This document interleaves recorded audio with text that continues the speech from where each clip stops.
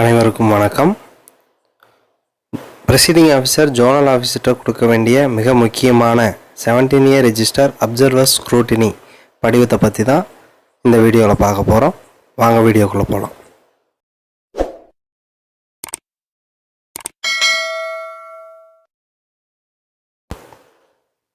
இந்த படிவத்தில் ஒரு 20 பாயிண்ட்ஸ் இருக்கும். அது ஒவ்வொரு பாயிண்ட்டாக எப்படி ஃபில் பண்ணுறதுன்னு இப்போ பார்க்கலாம்.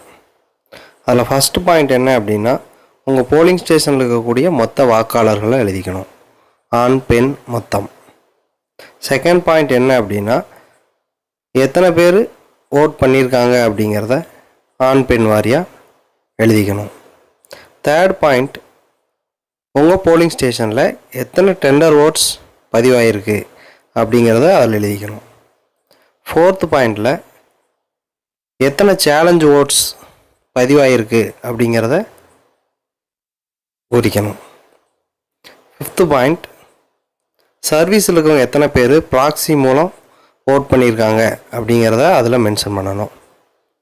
சிக்ஸ்த்து பாயிண்ட், பிளைண்டு இன்ஃபார்ம் எத்தனை பேர் ஹெல்ப்பர்ஸ் மூலம் ஓட் பண்ணியிருக்காங்க அப்படிங்கிறத அதில் மென்ஷன் பண்ணணும். செவன்த் பாயிண்ட், எத்தனை பேர் எபிக் கார்டை யூஸ் பண்ணி ஓட் பண்ணாங்க அப்படிங்கிறத மென்ஷன் பண்ணணும். எயித் பாயிண்ட், எத்தனை பேர் அந்த ஃபோட்டோ ஓட்டர் ஸ்லிப்பை வச்சு மட்டும் ஓட் போட வந்தாங்க அப்படிங்கிறத மென்ஷன் பண்ணணும்.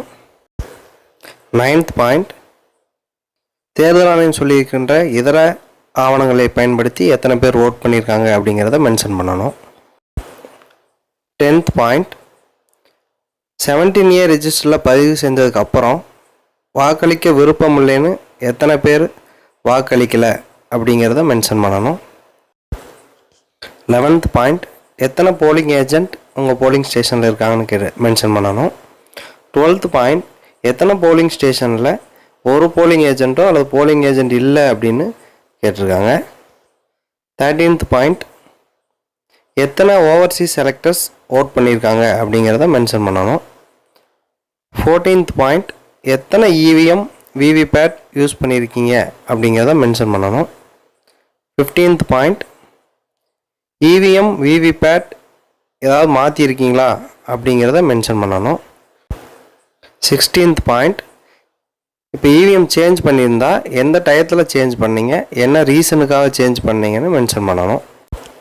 17th பாயிண்ட், ஏஎஸ்டி அதாவது உங்கள் போலிங் ஸ்டேஷனில் ஆப்சண்ட் ஷிஃப்டட் டெத் ஓட்டர்ஸ் எத்தனை பேர் இருக்காங்கன்னு மென்ஷன் பண்ணணும். 18th பாயிண்ட், அந்த ஏஎஸ்டி லிஸ்ட்லேருந்து எத்தனை பேர் ஓட் பண்ணியிருக்காங்க அப்படிங்கிறத மென்ஷன் பண்ணணும்.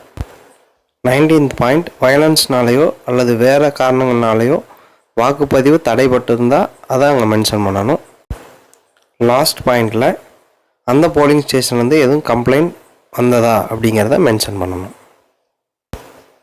தேங்க்யூ.